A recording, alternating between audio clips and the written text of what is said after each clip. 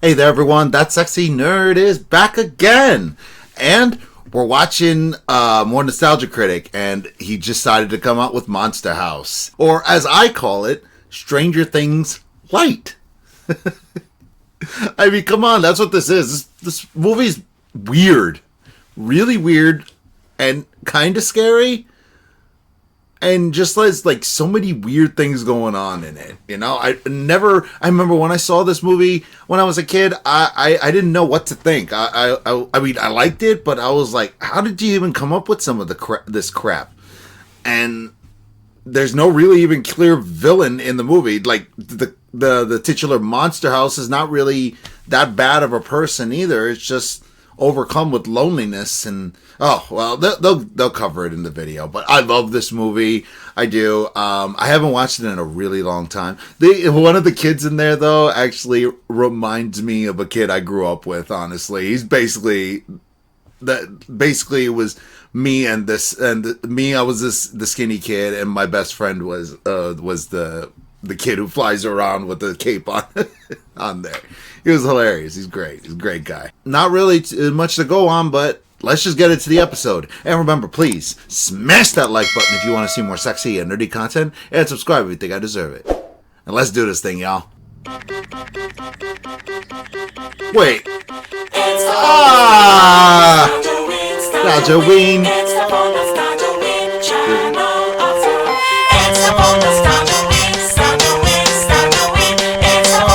Yes!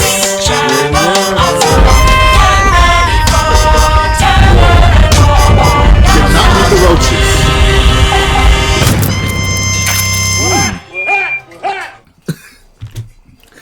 That's an original one, isn't it? Or is it based on something that I missed? I know it's the Silver Shamrock commercial from Halloween 3. By the way, check out my movie up here. So yeah, I've already reacted to that. I finally saw it for the first time, and boy, is that movie weird too. It's good, but it's weird. Like, here's an example.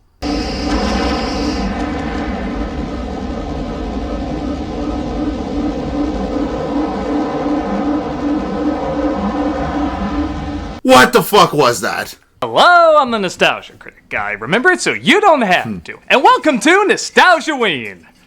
Still at my house. Still at my goddamn house while the studio is still being fixed up. I feel like this place is just eating me up. You can guess what the segue is. Oh. I get it. Took me way too long. Get when the writers of Rick and Morty mix with the writer of Nine and Corpse Bride? Family-friendly entertainment, of course. Monster House was released in 2006, produced by Steven Spielberg, and using Robert Zemeckis' motion capture animation at the time. And boy, does that show. Okay, it's not quite Polar Express AI art trying to eat you, but we can all agree this is another one of those movies where things never quite looked or moved right. Yeah. But to the film's credit, that kind of works in its favor. It does. Monster House is certainly a freaky and unique idea about a house that literally eats people. It sounds like a story you would make up as kids, so it only makes sense kids would be at the center of it. With the critical response being mostly positive and the box office not doing great, but combined with overseas, it bounced out alright. The film is getting a following around this time of year. I like this. For being a family-friendly Halloween movie that kids can watch, but still has enough of a bite and oddness to it that makes it stand out. So, let's see if over 15 years later this oddness still helps it out, or if it just leaves it odd. So from another house I swear is trying to keep me trapped here, this is Monster House. Your house loves you with all its soul. What season does this take place in? We open on a kid passing by a creepy old house owned by a creepy old man named Nevercracker. Always look like the girl things from It. You know the girl who also died in Final Destination 3 in the weirdest way possible. Yeah. Which almost sounds like a combination of slurs. Do you want to be eaten alive? Get out of here! He's played by, in case you couldn't guess, Steve Buscemi. As I suppose the animators were sick of hearing he's the ugliest cute since Gollum that they finally just made him look like Gollum. Literally has He's the watched by a little boy named same DJ, eyes. who documents all the toys the old man takes from kids who trespass on his property. His friend Chowder is visiting as his parents are heading out of town. Have you decided Skulls are her crypt keeper? I'm going trick-or-treating this year. But as a combination of every fat kid in movies, this disturbs me. Like I mentioned before, the motion capture can be a touch distracting, but I think it works better in this than Polar Express because it's not at all trying to look real. Where Polar Express tried to combine kids' book illustrations with real life, this one feels like it's only trying to do the kids' book illustrations. So the style isn't quite as Frankenstein Uncanny Valley, or the equivalent of one Flash movie. Jesus. I don't know why, but this gets a really big laugh out of me. It does? My nose is in my brain! Let me see. Oh my god. What? You're a dork. My doctor was right, and really mean! The basketball bounces over to Nebbercracker's hand. Just as DJ tries to retrieve it, Nebbercracker tries to retrieve him, just as God tries to retrieve Nebbercracker. Yeah. This is all messed up. Please! I thought the only death in these movies was the box office for Mars Needs Moms! The house, quite frankly, uses a fire effect I'm pretty sure I have, and instantly seems to come to life. It's pretty cool how quickly the house seems to form a personality, like how this cracked window looks like it's trying to slit DJ's throat. It's like the Haunting remake if it was intentionally a kid's cartoon. The babysitter named Z arrives, played by Maggie Gyllenhaal, and much like the house, almost everybody in this is some kind of monster. Why'd you break that? But I didn't. Yeah, let me ask you something.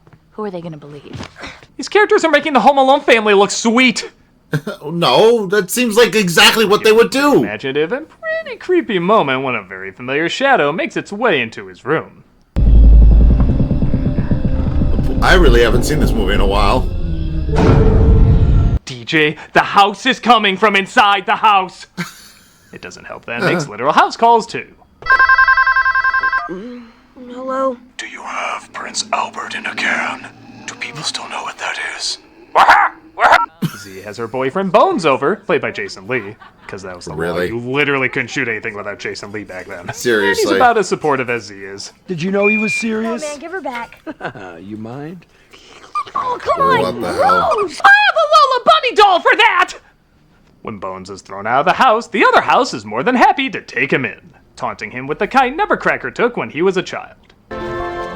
Oh. Hey, you Bonesy. I didn't know that. That's the last you'll ever see of Jason Lee again. No, really, look him up. Where'd he go? Wait, really? Meets up with Chowder and they go to inspect the house to see if Nebbercracker really... Oh my god, I never noticed that. I always felt weird about that, though. Oh, wait, do we find... I swear we find him. He is back from the grave. The house literally tries to eat him up, though, and they go back home. Grace, come here. There's a sinister-looking kid I want you to see. We're introduced to Jenny, a kid selling candy for her school, and apparently is... And she's definitely the sinister-looking kid.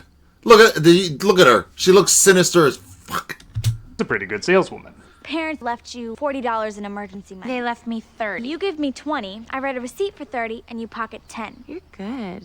I can spend that on the ponies. You gamble too? No, these ponies. I'm like 12. She makes her way to the next house, and DJ and Chowder try to stop her.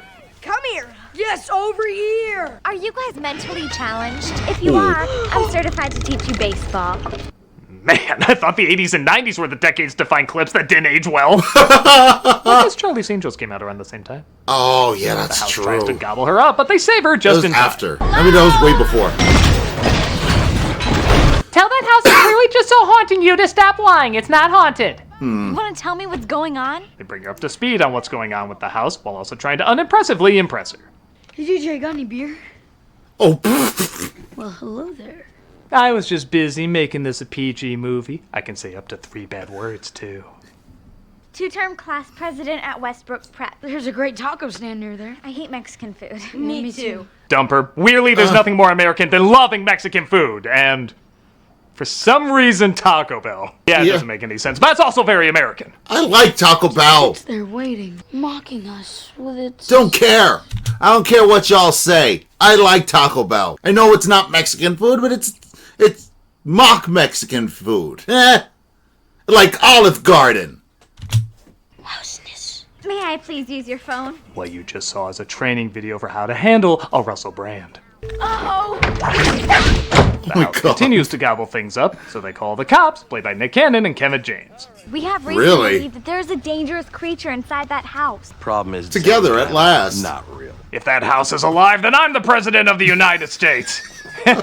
God, that almost sounds sensible now. I know. Go to an expert. They go to a guy named Skull, played by John Heater, who they consider the smartest guy in the world. I forgot. And as you can already see, that seems very unlikely. Yeah. Maybe he was until he met this guy. Gotta strike at the source of life. The heart. But houses don't have hearts. You might be right about that. That's not true. You just have to get it some home, Zach, and soon it'll be the house from Encanto. What? Let's try to start with the heart, and figure since the chimney is always burning, the furnace must be the heart. Put out the fire. We're gonna have to go inside. I legit love this plan they come up with for how to sneak in without getting gobbled up. We fill the dummy with a few gallons of cold medicine. Feed the dummy to the house. House eats the medicine. House goes to sleep. We get in there, douse the fire, and get out. I think it just needs a painted tunnel and a wall to run through, but aside from that, very sound logic. They start putting the plan I'm together. sure. We zoom in on this very unimpressive picture. Why does he keep that? Oh, for a scene transition. Got it. And they Toy Story 2 their way to the house. All right, little vacuum cleaner. This is a good, well-shot movie. That's not how I trained you. You know, I'm glad these characters are fictional because I don't want to think about what they do when they're alone. The cops ruin the plan, though, and end up getting eaten instead. I am okay with this. A little of them goes a long way. Or at the very least, this one. Drop your weapons. Huh? You hear that? Diva Diva, you guys are going to jail. You testing me? Hot Top Girl? We are super cops. Yeah, I doubt this is one of Nick Cannon's higher rated performances. Oh, guess it is. Wow. I'm not a big jump scare guy. I think most of them are pretty lame, but I do laugh at how well this one's timed out. Just try to stay calm, okay? We'll be alright if we just stay calm. Yeah, I remember this. No Exorcist 3, but it's Exorcist 3 Jr. Oh. God, now I'm just wondering what that production would be like. The house eats up the car, but No! It's him but the Chucky doll. It's him but the Chucky doll. It's his performance, but he's Chucky. Come on, it's brilliant. Junior. Somebody's playing with the toy from that movie. the kids get out before they're torn to shreds. The house seems unaware they're inside, and they try sneaking around without waking it up. DJ, did you ever see a wife? No, but I heard he posed for a photo series called American Goddamn. Right there, shoot it! They get scared and shoot their super soakers. No, really, what did they think those were gonna do? And they start to put together the layout of the house. Yeah, exactly. If those are the teeth, and that's the tongue, then that must be the uvula. So it's a girl house. Oh. Spoilers. I know, right? I know. I always said the same thing. I'm like, wait, you spoiled the freaking end of the movie, didn't you? Because whenever I would rewatch that, it's basically a spoiler. He just didn't realize it because he's so dumb. He's that kind of dumb. And not saying that my friend was that kind of dumb, but that was...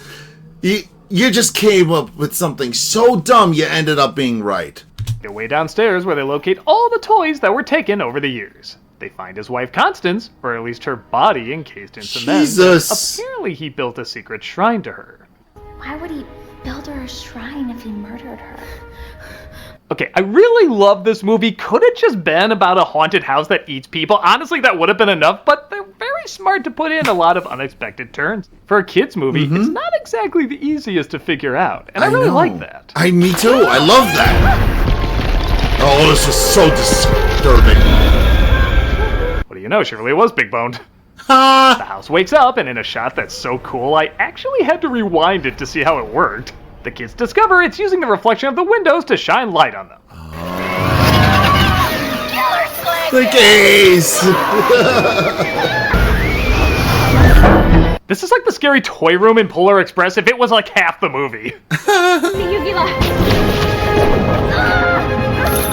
They get the house to gag up and spit them out. God, so many moments in this review almost sound dirty. Yeah. We're given what I consider a really good twist. Like, I legit did not see this coming. Yeah. Nevercracker is still back. alive.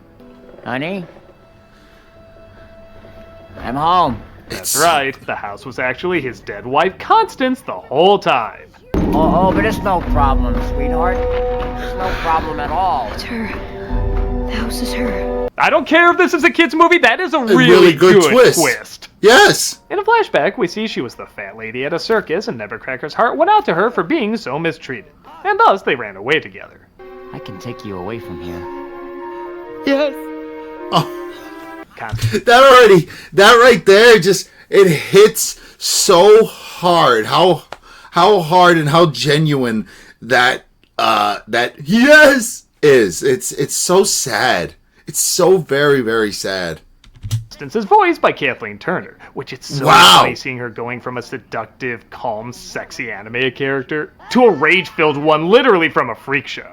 And she matches them both perfectly. Mm-hmm. It's Halloween. No, it's my house, and they're hurting me. As long as I'm here, I will never let anyone hurt you. Fantastic. It's also, performance. in kind of a strange way, a very sweet romance in it. Yes.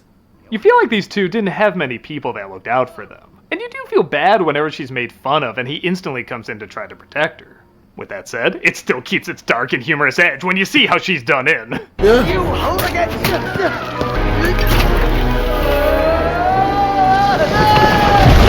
No, it's always convenient when you can combine the cause of death with the burial ritual. Jeez. So Constance ends up hating Halloween because she associates it with how she died. And Nevercracker tries scaring kids away literally for their own good. I know that you've been protecting us all these years, but now it's our turn to protect you. Let her go. When he's encouraged to move on with his life, no big surprise, Constance freaks out and tries to attack. The way the trees connect to the house as arms to make it move is awesome. pretty damn cool. It's fun seeing how this monster changes and evolves throughout the movie. Oh, now. Oh, my sweet. Oh, don't rub there. That's her. You know, I don't want to imagine what's what with this thing anymore. Yeah, exactly. He tries blowing up the house, hoping it'll allow her soul to move on, but once again, big shock, she doesn't like that, so the kids try to help him out. Take this. You have to help me, please. Man, handling explosives and heavy machinery? Yeah. Remember when talking about beers was the most concerning part of this PG movie? So they planned to You know what this is? This is also like Monster Squad, you know? in the chimney to finally blow up the house and... Yeah. Or maybe that works too, okay. No. It's No, of course that doesn't work because monster movies, and I'll be honest, the climax goes on a little bit. It's not bad or anything, it's just kind of your generic typical fare that, weirdly a movie with this good a script doesn't feel that creative. Even when the house takes a different shape, it's not as much fun as the first design. It kind of looks like one of those prickly stress balls you had as a kid. So you're just kind of waiting for the usual stuff to happen with people running, jumping, screaming, swinging on things. But it doesn't go on forever. The dynamite is finally tossed into the chimney, blowing up the house for good. You know what they could have done? They could have accidentally thrown the dynamite at it anyway, and then when it tries to form up in there, and you're like, you know, oh my god, it's gonna come back, and then boom, it just blows up like that. As like you just cut it there, you just cut a little bit out of that. I think maybe more people would have seen it. Who knows? Or I don't know. Or maybe more people would have talked about it. But as it is, this movie's really good. Nevercracker is heartbroken, but he also finds joy in the both of them being released from their misery. Yeah, I think. It's kind of an odd moment to sort out. We're free. We're free! Well, he's happy. Yeah. Traders that give back all the toys the house took over the years, just as DJ's parents return home. Ugh. Right, thanks. After all that time Chowder tried to get his basketball back from the house, we get a pretty funny payoff. Yeah. I think I like baseball now. They finally decide to go trick-or-treating, and to make all the parents happy, all the people gobbled up are free during the credits. Oh, so what the... Inspect some candy, huh? Then why did you say that he just disappeared then? He's right there. You should go eat some candy too. Oh. Yeah, that's a good one. But still, this movie's pretty good. I can't quite put it up there with the other Halloween cartoons I watch every year, but the script is much smarter than it has any right to be. It's a wildly imaginative idea, and though a touch dated, the animation still has enough style to be enjoyable.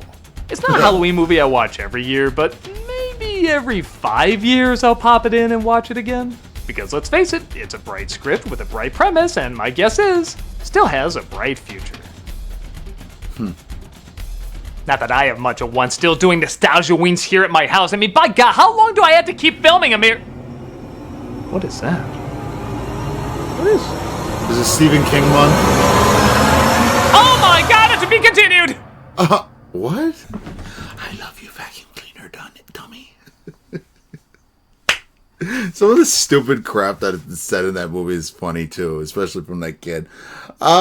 Yeah, so I don't know. Do you guys think I should? Because I'm actually doing Halloween movies every week this week. I don't know. I can't tell you when exactly they'll be out, but I will be doing Halloween movies. I'll do 2 kid-friendly ones, more like cartoon-friendly ones, and 2 actual horror movies. So I'll be doing that. See if you guys like it, and stay tuned for all the movies I'll be doing. But God, what did you guys think of the review? I'd like to know in the comments. And let me know what you thought about the movie in the comments. And remember, please smash that like button if you want to see more sexy and nerdy content, and subscribe if you think I deserve it. And I'll see you on the next video.